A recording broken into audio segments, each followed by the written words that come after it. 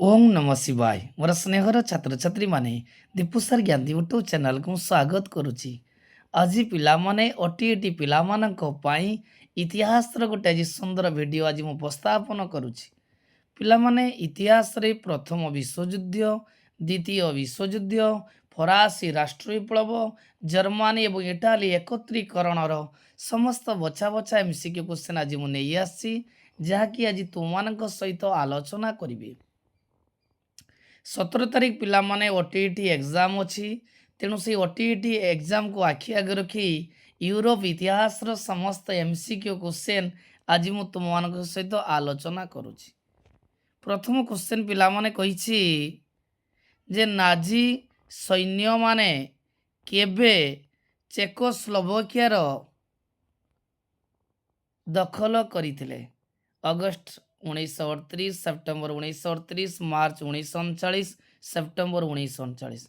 पिलामाने मन रखिता जे नाजी सैन्यर अर्थ होची जर्मानी से शासक थिले हिटलर, आडल्फ हिटलर, एवं से नाजी दल गठन करथिले एवं तांकर सैन्य माने चेकोस्लोवाकिया मार्च 1939 रे दखल करथिले। नेक्स्ट क्वेश्चन, वाटरलू युद्ध रे क्यों इंग्रेज सेनाध्यक्ष नेपोलियन को परास्त करथिले? जो वाटरलू युद्ध होइतिला सही युद्ध रे इंग्रेज सेनाध्यक्ष क्यों इंग्रेज सेनाध्यक्ष नेपोलियन को परास्त करथिले? उत्तर जी वेलिंगटन। नेक्स्ट क्वेश्चन, 1789 फरासी माने क्यों राजवंश विरोध रे विद्रोह करथिले? पिला मन मन रखता हो 1789 ऐतिहासिक फरासी राष्ट्र विप्लव होइतिला एवं फरासी राष्ट्र विप्लव मानव सभ्यता को मुक्ति साम्य मैत्रीर स्लोगान देइतिला। सेतबळे लुई सेतबळे फ्रांस शासक मान को लुई कहउतला राजा मान को। क्वेश्चन को जी को राजवंशर ना बुर्बोंग राजवंश। पिला मन मन रहिला जे 1789 फरासी माने क्यों राजवंश विरुद्ध विद्रोह करथिले? उत्तर होची बर्बन राजवंश। 1789 रे फरासी विप्लव समय रे किए फ्रांस रो शासक थिले? पिला माने मन रखता हो जो फ्रांस रे सर्वश्रेष्ठ शासक थिले चतुर्दश लुई। सी कहिथिले मु हेउची राज्य। तापरे आसीगले पंचदश लुई, सी कहिथिले मो परे महाप्रलय। एवं तापर आसिले षोडश लुई, जी कि फरासी राष्ट्र विप्लव समय रे फ्रांस रो शासक थिले। सी कहिथिले सत्यवा विश्व ब्रह्मांड मो उपरे ओजाड़ी होई पड़ुची, मु छोटिया शिशु किछि भी जानी नाही। तेणु पिला माने उत्तर होची कोन ना षोडश लुई। नेक्स्ट क्वेश्चन, मेरी एंतोइने क्यों फरासी राजांकर राणी थिले?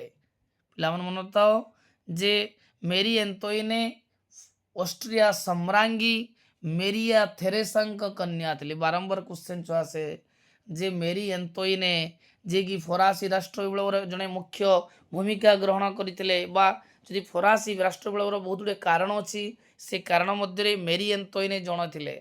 तेणु मेरी एंतोइने ऑस्ट्रिया साम्राज्ञी मेरिया थेरेसांक कन्या एवं से कहार राणी थिले ना से षोडश लुईंकर राणी थिले। नेक्स्ट क्वेश्चन, फरासी राष्ट्र पूर्वर फ्रांस रो प्रतिनिधि सभा को कौन कहा जाउतला? फरासी राष्ट्र पूर्वर फ्रांस रो प्रतिनिधि सभा को कौन कहा जाउतला? पार्लियामेंट, नेट्स, पंचायत, स्टेट जनरल। मन रखता पिला माने जे फरासी राष्ट्र पूर्व फ्रांस रो प्रतिनिधि सभा को स्टेट जनरल कहला, स्टेट जनरल।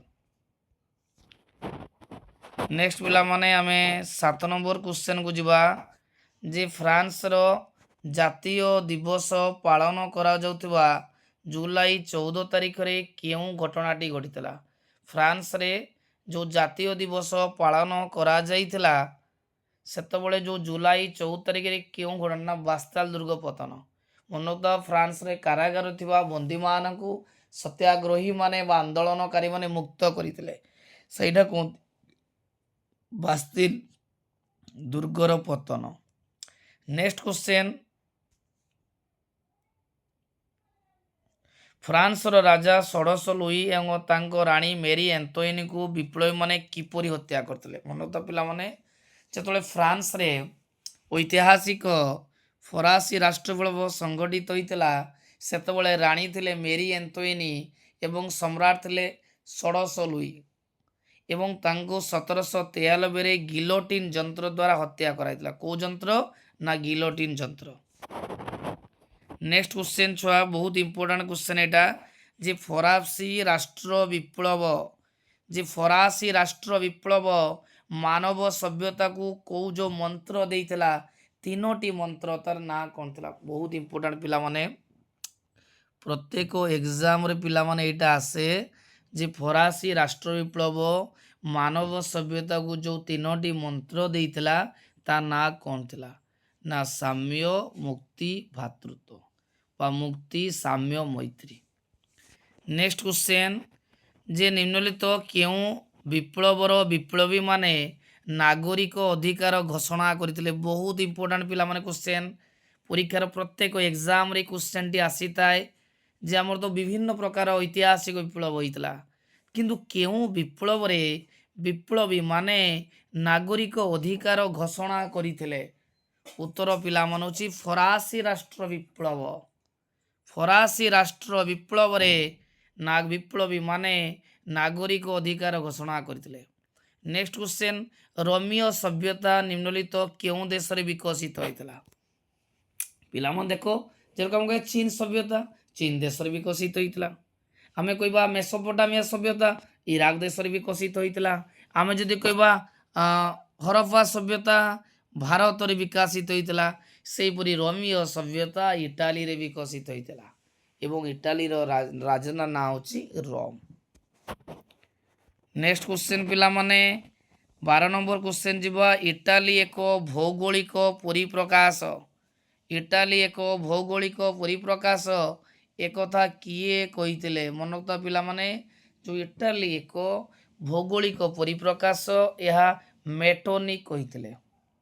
ନେକ୍ସଟ କ୍ୱେଶ୍ଚନ, 1815 ମସିହାରେ ଇଟାଲୀରେ କେଉଁ ରାଜ୍ୟରେ କାର୍ବୋନାରୀ ନାମକ ସଂଗଠନ ଗଢ଼ି ଉଠିଥିଲା? ବହୁତ ଇମ୍ପୋର୍ଟାଣ୍ଟ ଛୁଆ, ଇଟାଲୀ ଏକତ୍ରୀକରଣର କାର୍ବୋନାରୀ ସଂଗଠନର ମୁଖ୍ୟ ଭୂମିକା ରହିଥିଲା। ଏଇଟା କେଉଁ ରାଜ୍ୟରେ ହେଇଥିଲା? ନା ଏଇଟା ନେପୋଲସ ରାଜ୍ୟରେ ହୋଇଥିଲା। ମନେ ଥିବ, ନେପୋଲସ ରାଜ୍ୟରେ ହୋଇଥିଲା। ନେକ୍ସଟ କ୍ୱେଶ୍ଚନ, କିଏ ତରୁଣ ଇଟାଲୀ ନାମକ ଏକ ବୈପ୍ଳବିକ ସଂଗଠନ ଗଠନ କରିଥିଲେ? ବହୁତ ଇମ୍ପୋର୍ଟାଣ୍ଟ, ପ୍ରତ୍ୟେକ ଏକ୍ଜାମରେ କ୍ୱେଶ୍ଚନଟି ଆସେ ଯେ ତରୁଣ ଇଟାଲୀ କିଏ ଗଠନ କରିଥିଲେ?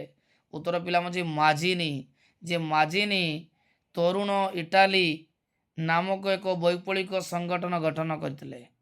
1831 ମସିହାରେ ଯେଉଁ ତରୁଣ ଇଟାଲୀର ସଭ୍ୟ ପାଇଁ ଜଣେ ବ୍ୟକ୍ତିଙ୍କୁ କେତେ ବର୍ଷରୁ କମ୍ ବୟସର ହୋଇଥିବାର ଆବଶ୍ୟକ ପଡ଼ୁଥିଲା? ପିଲାମାନେ ମନେ ତ, ଯେତେବେଳେ ତରୁଣ ଇଟାଲୀ ଗଠନ କରାଯାଇଥିଲା, ମାଜିନି କରିଥିଲେ, ସେତେବେଳେ ସିଏ କହିଥିଲେ ଯେ 30 ବର୍ଷରୁ ଉର୍ଦ୍ଧ୍ୱ ନାଗରିକମାନେ ଏହାର ସଭ୍ୟ ହେବେ। କିନ୍ତୁ କ୍ୱେଶ୍ଚନ କହୁଛି କେତେ ବର୍ଷରୁ କମ୍ ବୟସ, ତେଣୁ 40 ବର୍ଷରୁ କମ୍ ହୋଇଥିବା ସଭ୍ୟ ଆବଶ୍ୟକ। ଏବେ ଛୁଆ ବର୍ତ୍ତମାନ 16 ନମ୍ବର କ୍ୱେଶ୍ଚନ ଆଲୋଚନା କରିବା, ବହୁତ ଇମ୍ପୋର୍ଟାଣ୍ଟ ଯେ ଗାରିବାଲ୍ଡିଙ୍କ ସୈନ୍ୟବାହିନୀର ନାଁ କ'ଣ? ଏଇଟା ପିଲାମାନେ ଆଜି ବି କହୁଛି, ଦେଖ ପରୀକ୍ଷାରେ ସବୁବେଳେ ଆସେ ଯେ ଗାରିବାଲ୍ଡି ଯେଉଁ ସୈନ୍ୟବାହିନୀ ଗଠନ କରିଥିଲେ ତାକୁ କହନ୍ତି ଲାଲ କୁର୍ତ୍ତା ବାହିନୀ। କିସ କହନ୍ତି? ଲାଲ କୁର୍ତ୍ତା ବାହିନୀ। ନେକ୍ସଟ କ୍ୱେଶ୍ଚନ, 1861 ମସିହାରେ ଇଟାଲୀରେ ପ୍ରଥମ ପାର୍ଲିଆମେଣ୍ଟ ବସିଥିବା ଟୁରିନ ନଗରୀ କେଉଁ ରାଜ୍ୟରେ ଥିଲା? ଟୁରିନ ନଗରୀ କେଉଁଠି ଥିଲା? ନା ପିଡମୋଣ୍ଟରେ ଥିଲା। ଯେ ଟୁରିନ ନଗରୀ ପିଡମୋଣ୍ଟରେ ଥିଲା। ନେକ୍ସଟ କ୍ୱେଶ୍ଚନ ପିଲାମାନେ,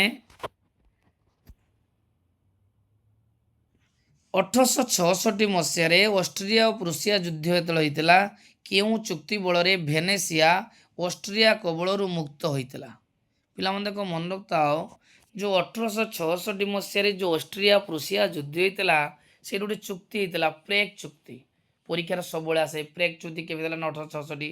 କାହା କାହା ମଧ୍ୟରେ ଥିଲା? ନା ଅଷ୍ଟ୍ରିଆ ପ୍ରୁସିଆ ମଧ୍ୟରେ ଥିଲା। Next question, I M the state, ମୁଁ ହେଉଛି ରାଜ୍ୟ। Next question, I M the state, ମୁଁ ହେଉଛି ରାଜ୍ୟ କିଏ କହିଥିଲେ? ନା ଚତୁର୍ଦ୍ଦଶ ଲୁଇ କହିଥିଲେ ମୁଁ ହେଉଛି ରାଜ୍ୟ।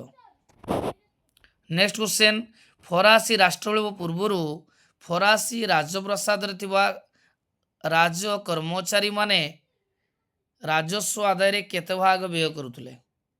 ପିଲାମାନେ ମନେ ରଖିଥାଅ ଯେ ଫରାସୀ ରାଷ୍ଟ୍ରବିପ୍ଳବ ପୂର୍ବରୁ ଫରାସୀ ରାଜପ୍ରସାଦରେ ଥିବା ରାଜ କର୍ମଚାରୀମାନେ ରାଜସ୍ୱ ଆଦାୟର 9 ଭାଗ ବ୍ୟୟ କରୁଥିଲେ।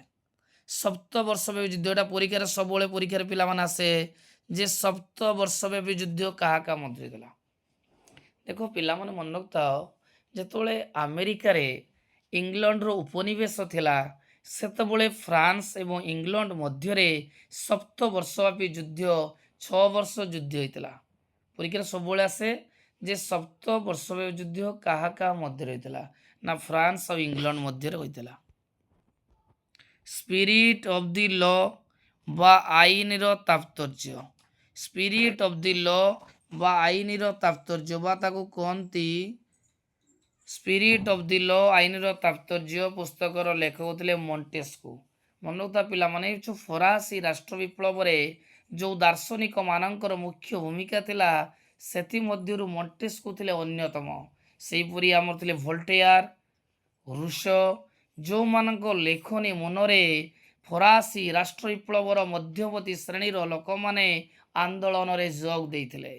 ତେଣୁ ସ୍ପିରିଟ୍ ଅଫ୍ ଦି ଲ ବା ଆଇନର ତାତ୍ପର୍ଯ୍ୟ ଲେଖିଥିଲେ କିଏ? ମଣ୍ଟେସ୍କୁ। କ୍ୱେଶ୍ଚନ୍ ପିଲାମାନେ ଆହୁରି ଆସେ ଯେ ସାମାଜିକ ଚୁକ୍ତି ବା ସୋସିଆଲ କଣ୍ଟ୍ରାକ୍ଟ ତାର ରଚୟିତା କିଏ? ନା ଉତ୍ତର ହେବ ଛୁଆମାନେ ରୁଷୋ। ସେପରି ଆଉ ଗୋଟେ ଛୁଆ କ୍ୱେଶ୍ଚନ୍ ଆସେ separation of power, separation of power ବା କ୍ଷମତାର ପୃଥକୀକରଣ, ସେପାରେସନ୍ ଅଫ୍ ପାୱାର ଓ କ୍ଷମତାର ପୃଥକୀକରଣର ରଚୟିତା କିଏ ଥିଲେ? ନା ଉତ୍ତର ପିଲାମାନେ ହେବ ମଣ୍ଟେସ୍କୁ। ନେକ୍ସଟ କ୍ୱେଶ୍ଚନ୍, ନିମ୍ନଲିଖିତ ଦାର୍ଶନିକ ମାନଙ୍କ ମଧ୍ୟରୁ କିଏ ଗିର୍ଜାରେ ହେଉଥିବା ଦୁର୍ନୀତିକୁ ନିଜର ଲେଖା ମାଧ୍ୟମରେ ଲୋକମାନଙ୍କ ନିକଟରେ ପହଞ୍ଚାଉଥିଲେ?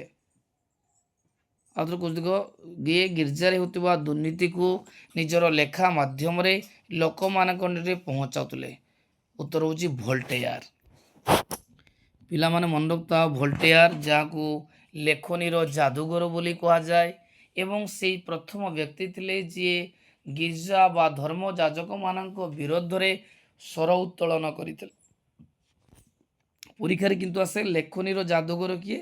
ନା ଭୋଲ୍ଟେୟାର ବା ତାକୁ king of Voltaire. Social contract ପୁସ୍ତକର ପ୍ରଥମ ଧାଡ଼ିରେ କିଏ ଲେଖିଥିଲେ? ମନୁଷ୍ୟ ମୁକ୍ତ ହୋଇ ଜନ୍ମଗ୍ରହଣ କରିଛି, ମାତ୍ର ସେସବୁ କ୍ଷେତ୍ରରେ ଶୃଙ୍ଖଳା ଦ୍ୱାରା ଆବଦ୍ଧ। ପିଲାମାନେ ଦେଖ ଯେ ମନେ ରଖୁଥିବା, ପ୍ରଥମେ ଯିବା ସୋସିଆଲ କଣ୍ଟ୍ରାକ୍ଟ କିଏ ଲେଖିଥିଲେ? ନା ସୋସିଆଲ କଣ୍ଟ୍ରାକ୍ଟର ରଚୟିତା ହେଉଛନ୍ତି ରୁଷୋ ବା ଓଡ଼ିଆରେ ତାକୁ କୁହନ୍ତି ସାମାଜିକ ଚୁକ୍ତି। ସିଏ କହିଥିଲେ ମନୁଷ୍ୟ ମୁକ୍ତ ହୋଇ ଜନ୍ମଗ୍ରହଣ କରିଛି, ମାତ୍ର ସେସବୁ କ୍ଷେତ୍ରରେ ଶୃଙ୍ଖଳା ଦ୍ୱାରା ଆବଦ୍ଧ। ନେକ୍ସଟ କ୍ୱେଶ୍ଚନ୍, ଯେ ନିମ୍ନଲିଖିତ କେଉଁ ଘଟଣା ପରେ ଷୋଡ଼ଶ ଲୁଇ ଫ୍ରାନ୍ସର ନାମକୁ ମାତ୍ର ଶାସକ ହୋଇ ରହିଥିଲେ? ଅପସନ୍ 1 ଟେନିସ୍ ପଡ଼ିଆ ଶପଥ, ଷୋଡ଼ଶ ଲୁଇ ଛଦ୍ମବେଶରେ ପଳାୟନ, ବାସ୍ତିଲ ଦୁର୍ଗର ପତନ। ମନେ ରଖୁଥାଅ, ବାସ୍ତିଲ ଦୁର୍ଗର ପତନ ପରେ ଷୋଡ଼ଶ ଲୁଇ ନାମକୁ ମାତ୍ର ଶାସକ ହୋଇଥିଲେ। ନେକ୍ସଟ କ୍ୱେଶ୍ଚନ୍ 26 ନମ୍ବର କହିଛି ପିଲାମାନେ ଯେ ଫରାସୀ ରାଷ୍ଟ୍ର ବିପ୍ଳବ ପୂର୍ବରୁ ହୋଇଥିବା ସପ୍ତବର୍ଷୀୟ ଯୁଦ୍ଧରେ ଶୂନ୍ୟ ହୋଇଥିବା ରାଜ୍ୟକୋଷକୁ ପୂର୍ଣ୍ଣ କରିବାକୁ କେଉଁଠିକୁ ଏକ ସ୍ୱତନ୍ତ୍ର କର ରୂପେ ଆଦାୟ କରାଯାଇଥିଲା? ପିଲାମାନେ ମନେ ରଖୁଥାଅ, ସପ୍ତବର୍ଷବ୍ୟାପୀ ଯୁଦ୍ଧ ଇଂଲଣ୍ଡ ଓ ଫ୍ରାନ୍ସ ମଧ୍ୟରେ ରହିଥିଲା ଏବଂ ଏହି ଯୁଦ୍ଧରେ ଫ୍ରାନ୍ସ ପରାଜିତ ହେଲା ଏବଂ ଫ୍ରାନ୍ସର ଅର୍ଥନୀତି ଭୁଷୁଡ଼ି ପଡ଼ିଥିଲା ଏବଂ ସେହି ସମୟରେ ମୃତ୍ୟୁକରକୁ ସ୍ୱତନ୍ତ୍ର କର ରୂପେ ଆଦାୟ କରାଯାଉଥିଲା। ନେକ୍ସଟ କ୍ୱେଶ୍ଚନ୍, 1789 ଖ୍ରୀଷ୍ଟାବ୍ଦରେ ଫ୍ରାନ୍ସର ପ୍ରତିନିଧି ସଭାରେ ଉଚ୍ଚ ଶ୍ରେଣୀ ଓ ନିମ୍ନ ଶ୍ରେଣୀର ଲୋକମାନଙ୍କୁ ଭିନ୍ନ ଭିନ୍ନ ପ୍ରକୋଷ୍ଠରେ ବସାଇବାରୁ ସେଥିରେ ଅପମାନିତ ହୋଇ ଯେଉଁ ଶପଥ ନେଇଥିଲେ ତାହାକୁ କ'ଣ କୁହାଯାଏ? ଦେଖ ପିଲାମାନେ, 1789 ମସିହାରେ ଯେଉଁ ଐତିହାସିକ ଫରାସୀ ରାଷ୍ଟ୍ର ବିପ୍ଳବ ହୋଇଥିଲା ତା ପୂର୍ବରୁ ଗୋଟେ ଫ୍ରାନ୍ସର ପ୍ରତିନିଧି ସଭା ଡକାଯାଇଥିଲା ଏବଂ ସେଠି ଶାସକମାନେ କ'ଣ କରୁଥିଲେ? ନା ସମ୍ଭ୍ରାନ୍ତ ଧର୍ମଯାଜକମାନଙ୍କୁ ଗୋଟିଏ ପ୍ରକୋଷ୍ଠରେ ବସାଇଲେ ଏବଂ ମଧ୍ୟବିତ୍ତ ନିମ୍ନ ଶ୍ରେଣୀ ଲୋକଙ୍କୁ ଅନ୍ୟ ଗୋଟେ ପ୍ରକୋଷ୍ଠରେ ବସାଇଲେ। ଫଳରେ ସେଥିରେ ମଧ୍ୟବିତ୍ତ ଶ୍ରେଣୀର ଲୋକମାନେ ଅପମାନିତ ହୋଇ ଗୋଟେ ଶପଥ ନେଇଥିଲେ, ତାକୁ କୁହନ୍ତି ଟେନିସ୍ ପଡ଼ିଆ ଶପଥ। 28 ନମ୍ବର କ୍ୱେଶ୍ଚନ୍ ପିଲାମାନେ କହିଛି ଫରାସୀ ବିପ୍ଳବ ବିରୋଧୀ ଦେଶମାନଙ୍କ ସହିତ ଫରାସୀ ସେନାବାହିନୀଙ୍କ ଯୁଦ୍ଧ କରି ଶତ୍ରୁମାନଙ୍କୁ ପରାସ୍ତ କରିଥିବା ସୈନ୍ୟବାହିନୀ ନେତୃତ୍ୱ କିଏ ନେଇଥିଲେ? ଏଇଟା ପିଲାମାନେ ବହୁତ ଥର ପରୀକ୍ଷାରେ ଆସେ, ପ୍ରିଭିୟସ୍ ଏକ୍ଜାମରେ ମଧ୍ୟ ଆସିଥିଲା ଯେ ଫରାସୀ ବିପ୍ଳବ ବିରୋଧୀ ଦେଶମାନଙ୍କ ସହିତ ଫରାସୀ ସେନାବାହିନୀ ଯୁଦ୍ଧ କରି ଶତ୍ରୁମାନଙ୍କୁ ପରାସ୍ତ କରିଥିବା ସୈନ୍ୟବାହିନୀ ନେତୃତ୍ୱ ନେପୋଲିଅନ୍। ଏବଂ ନେପୋଲିଅନ୍ ମଧ୍ୟ ଫରାସୀ ବା ଫ୍ରାନ୍ସର ଜଣେ ସର୍ବଶ୍ରେଷ୍ଠ ଶାସକ ଥିଲେ। ସପ୍ତଦଶ ଶତାବ୍ଦୀର ଶେଷ ଭାଗରେ ଜର୍ମାନୀରେ କାହାକୁ କେନ୍ଦ୍ର କରି ଗୃହଯୁଦ୍ଧ ହୋଇଥିଲା? ସପ୍ତଦଶ ଶତାବ୍ଦୀର ଶେଷ ଭାଗରେ ଜର୍ମାନୀରେ କାହାକୁ କେନ୍ଦ୍ର କରି ଗୃହଯୁଦ୍ଧ ହୋଇଥିଲା? ଜାତି ବିଭେଦ, ଭାଷା ବିଭେଦ ନା ଖ୍ରୀଷ୍ଟ? ଉତ୍ତର ହେଉଛି ଖ୍ରୀଷ୍ଟ ଧର୍ମ ବିଭେଦ। ଖ୍ରୀଷ୍ଟ ଧର୍ମକୁ ନେଇ ଜର୍ମାନୀରେ ସପ୍ତଦଶ ଶତାବ୍ଦୀର ଶେଷ ବେଳକୁ ଗୃହଯୁଦ୍ଧ ହୋଇଥିଲା। ନେକ୍ସଟ କ୍ୱେଶ୍ଚନ୍, ଜର୍ମାନୀର ରାଜ୍ୟଗୁଡ଼ିକୁ ଅଧିକାର କରି କିଏ ରାଇନ୍ ରାଜ୍ୟଗୋଷ୍ଠୀ ଗଠନ କରିଥିଲେ? ଜର୍ମାନୀର ଯେଉଁ ଅଞ୍ଚଳ ଗୁଡ଼ିକୁ ଅଧିକାର କରି ନେପୋଲିଅନ୍ କ'ଣ କରିଥିଲେ? ରାଇନ୍ ରାଜ୍ୟଗୋଷ୍ଠୀ ଗଠନ କରିଥିଲେ। ନେକ୍ସଟ କ୍ୱେଶ୍ଚନ୍, ଜର୍ମାନୀ ରାଷ୍ଟ୍ର ଗଠନ କରିବା ପାଇଁ କେଉଁ ଦୁଇ ଦେଶ ମଧ୍ୟରେ ପ୍ରତିଦ୍ୱନ୍ଦିତା ଆରମ୍ଭ ହୋଇଥିଲା? ଜର୍ମାନୀ ଏକତ୍ରୀକରଣ ବା ଜର୍ମାନୀର ରାଷ୍ଟ୍ର ଗଠନ ପାଇଁ ଅଷ୍ଟ୍ରିଆ ଏବଂ ପ୍ରୁସିଆ ମଧ୍ୟରେ ପ୍ରତିଦ୍ୱନ୍ଦିତା ଆରମ୍ଭ ହୋଇଥିଲା। ନେକ୍ସଟ, ପ୍ରୁସିଆର ପ୍ରତିନିଧି ସଭାକୁ କ'ଣ କୁହାଯାଏ? ନା ଡାଏଟ୍। ମନୋକ୍ତ ପିଲାମାନେ, ଯେଉଁ ପ୍ରୁସିଆର ପ୍ରତିନିଧି ସଭା ଅଛି ତାକୁ କ'ଣ କହନ୍ତି? ନା ଡାଏଟ୍ କୁହାଯାଏ। 1866 ମସିହା ଜୁଲାଇ ମାସରେ ସାଡ଼ୱା ଯୁଦ୍ଧରେ କିଏ ପରାଜିତ ହୋଇଥିଲା? ପିଲାମାନେ ମନେ ରଖିଥାଅ, 1866 ମସିହାରେ ପ୍ରୁସିଆ ଏବଂ ଅଷ୍ଟ୍ରିଆ ମଧ୍ୟରେ ଯୁଦ୍ଧ ହୋଇଥିଲା, ତାକୁ ସାଡ଼ୱା ଯୁଦ୍ଧ କୁହାଯାଏ। କେବେ ହେଇଥିଲା? ନା 1866। କ୍ୱେଶ୍ଚନ୍ ବେଳେବେଳେ ଆସେ ସିଦାନ ଯୁଦ୍ଧ କାହା କାହା ମଧ୍ୟରେ ହେଇଥିଲା? ନା ସିଦାନ ଯୁଦ୍ଧ ପ୍ରୁସିଆ ଆଉ ଫ୍ରାନ୍ସ ମଧ୍ୟରେ ହେଇଥିଲା, କିନ୍ତୁ ସାଡ଼ୱା ଯୁଦ୍ଧ ଅଷ୍ଟ୍ରିଆ ଆଉ ପ୍ରୁସିଆ ମଧ୍ୟରେ ହୋଇଥିଲା। କେବେ? ନା 1866। ନେକ୍ସଟ କ୍ୱେଶ୍ଚନ୍, 1870 ମସିହାରେ ଫ୍ରାନ୍ସ ଆଉ ପ୍ରୁସିଆ ମଧ୍ୟରେ କେଉଁ ସ୍ଥାନରେ ଯୁଦ୍ଧ ହୋଇଥିଲା? 1866 ମସିହାରେ ହେଲେ କ'ଣ ସାଡ଼ୱା ଯୁଦ୍ଧ, ସେହିପରି 1870 ହେଇଥିଲା ସେଦାନ ଯୁଦ୍ଧ। ପିଲାମାନେ ଆଉ ଥରେ କହିଦେଉ, ଦେଖ 1870 ମସିହାରେ ଫ୍ରାନ୍ସ ଆଉ ପ୍ରୁସିଆ ମଧ୍ୟରେ ସିଦାନ ଯୁଦ୍ଧ ହୋଇଥିଲା। 35 ନମ୍ବର କ୍ୱେଶ୍ଚନ୍, ସେଦାନ ଯୁଦ୍ଧରେ କେଉଁ ଦେଶ ପରାସ୍ତ ହୋଇଥିଲା? ଯେହେତୁ ପ୍ରୁସିଆ ଆଉ ଫ୍ରାନ୍ସ ମଧ୍ୟରେ ହୋଇଥିଲା, ଫ୍ରାନ୍ସ ଏହି ଯୁଦ୍ଧରେ ପରାସ୍ତ ହୋଇଥିଲା। କାହାର ବଳିଷ୍ଠ ନେତୃତ୍ୱରେ ଜର୍ମାନୀ ଏକତ୍ରୀକରଣ ସମ୍ଭବ ହୋଇଥିଲା? ପିଲାମାନେ ମନେ ରଖିଥାଅ, ବହୁତ ଏଇଟା ଇମ୍ପୋର୍ଟାଣ୍ଟ କ୍ୱେଶ୍ଚନ୍। ଅଟୋମାନ ବିସ୍ମାର୍କ ଯିଏକି ଚାନ୍ସେଲର ଥିଲେ ଜର୍ମାନୀର, ଏବଂ ତାଙ୍କର ନେତୃତ୍ୱରେ ବିସ୍ମାର୍କଙ୍କ ନେତୃତ୍ୱରେ ବଳିଷ୍ଠ ନେତୃତ୍ୱରେ ଜର୍ମାନୀରେ ଏକତ୍ରୀକରଣ ହୋଇଥିଲା। ରୋମର ପୋପ୍ ଶାସନରେ ଅବସାନ ଘଟାଇ ସେଠାରେ ସାଧାରଣତନ୍ତ୍ର ପ୍ରତିଷ୍ଠା କରିବାରେ କାହାର ଅବଦାନ ଅଧିକ ଥିଲା? ଉତ୍ତର ହେଉଛି ମାଜିନି। ପିଲାମାନେ ତ ମାଜିନି ଯିଏକି ତରୁଣ ଇଟାଲୀ ନାମକ ଗୋଟେ ସଂଗଠନ ଗଠନ କରିଥିଲେ।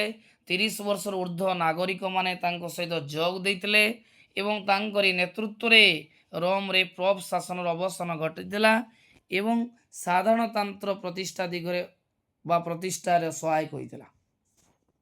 ନେକ୍ସଟ କ୍ୱେଶ୍ଚନ୍, କୌଣସି ଶକ୍ତିଶାଳୀ ବିଦେଶୀ ରାଷ୍ଟ୍ରର ସାହାଯ୍ୟ ବିନା ଇଟାଲୀର ଏକତ୍ରୀକରଣ ସମ୍ଭବ ନୁହେଁ ବୋଲି କିଏ ବୁଝିଥିଲେ? ଏଇଟା ବହୁତ ଇମ୍ପୋର୍ଟାଣ୍ଟ କ୍ୱେଶ୍ଚନ୍ ଯେ କୌଣସି ଶକ୍ତିଶାଳୀ ବିଦେଶୀ ରାଷ୍ଟ୍ରର ସାହାଯ୍ୟ ବିନା ଇଟାଲୀର ଏକତ୍ରୀକରଣ ସମ୍ଭବ ନୁହେଁ ବୋଲି କିଏ ବୁଝିଥିଲେ? ନା ହେଉଛି ମାଉଣ୍ଟ କାବୁର।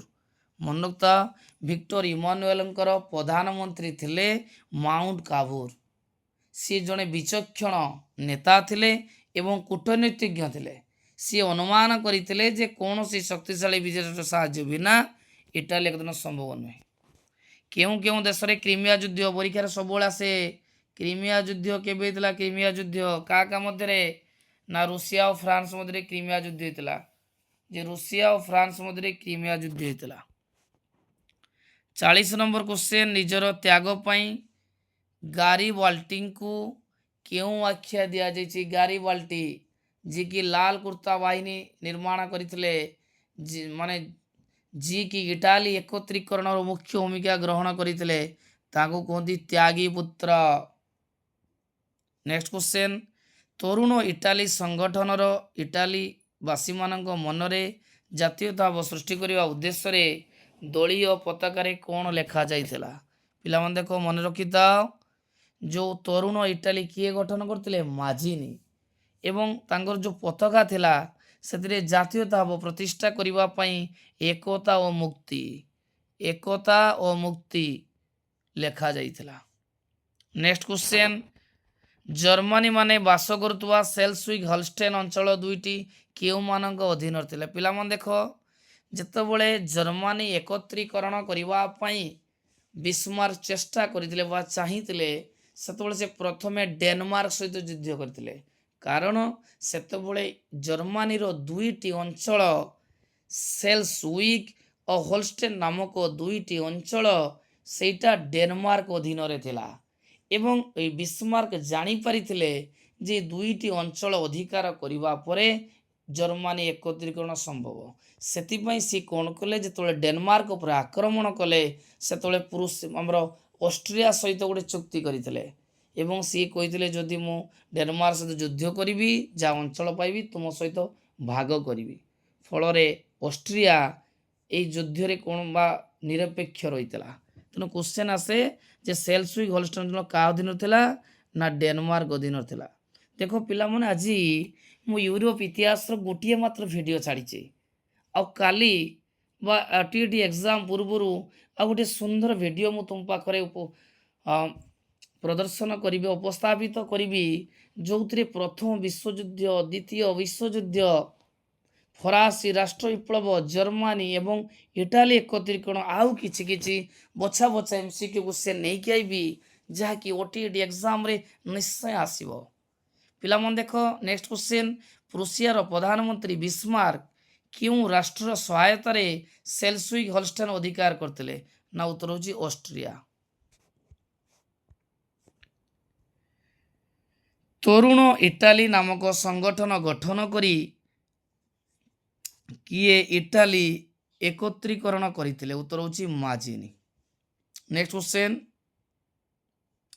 1817 ମସିହାରେ ଅକ୍ଟୋବର 18 ତାରିଖରେ ଜେନା ବିଶ୍ୱବିଦ୍ୟାଳୟରେ ଛାତ୍ରମାନେ ୱାଟବର୍ଗ ନାମକ ସ୍ଥାନରେ କେଉଁ ଯୁଦ୍ଧରେ ଚତୁର୍ଥ ବାର୍ଷିକୋତ୍ସବ ପାଳନ କରିଥିଲେ?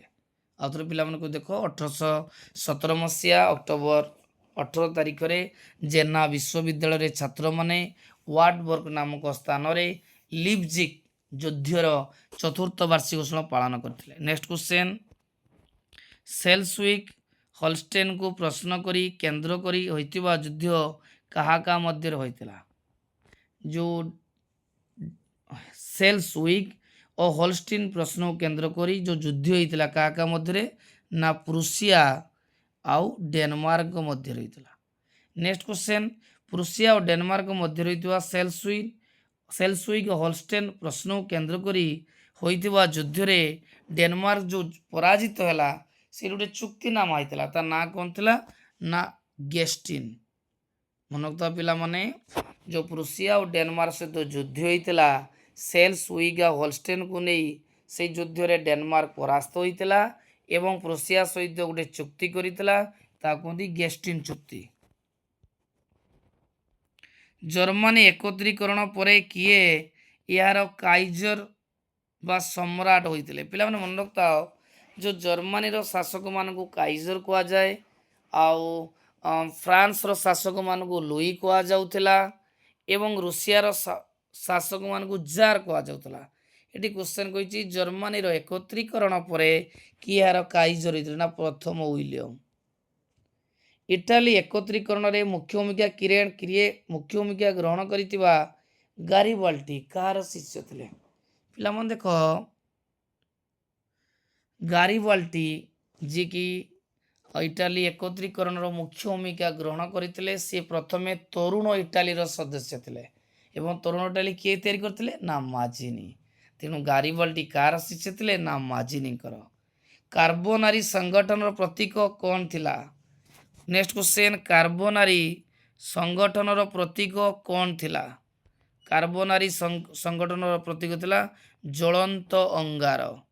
ପରୀକ୍ଷାରେ ସବୁବେଳେ ଆସେ କ'ଣ ଥିଲା ନା ଜ୍ୱଳନ୍ତ ଅଙ୍ଗାର।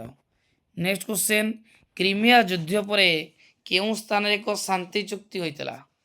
କ୍ରିମିଆ ଯୁଦ୍ଧ ପିଲାମାନେ କାହା କାହା ମଧ୍ୟରେ ଥିଲା ନା ରୁଷିଆ ଓ ଫ୍ରାନ୍ସ ମଧ୍ୟରେ। କେଉଁ ଚୁକ୍ତି ଦ୍ୱାରା ଶାନ୍ତି ଚୁକ୍ତି କେଉଁଠି ହେଇଥିଲା ନା ପ୍ୟାରିସ୍ଟାଲେ, ଫ୍ରାନ୍ସ ରାଜଧାନୀ ପ୍ୟାରିସ୍ଟାରେ ହୋଇଥିଲା। ଲାଷ୍ଟ କ୍ୱେଶ୍ଚନ୍, ଜର୍ମାନୀ ଏକତ୍ରୀକରଣ ବେଳେ କିଏ ଚାନ୍ସେଲର ଥିଲେ? ପରେ ବିସ୍ମାର୍କ ଏହାର ଚାନ୍ସେଲର। ମନେ ରଖିଥାଅ, ଜର୍ମାନୀ ଏକତ୍ରୀକରଣ କାଇଜର ହେଲେ ୟୁଲିୟମ ଆଉ ଚାନ୍ସେଲରରେ ବିସ୍ମାର୍କ। ପିଲାମାନେ ଦେଖ, ଆଜି ମୁଁ ୟୁରୋପ ଇତିହାସର ପାଖାପାଖି 52ଟି କ୍ୱେଶ୍ଚନ୍ ଡିସ୍କସନ୍ କଲି, ଯାହାକି ତୁମର OTET ପେପର 1 ପେପର 2 ପିଲାମାନଙ୍କ ପାଇଁ ନିହାତି ଉପଯୋଗୀ ସାବ୍ୟସ୍ତ ହେବ।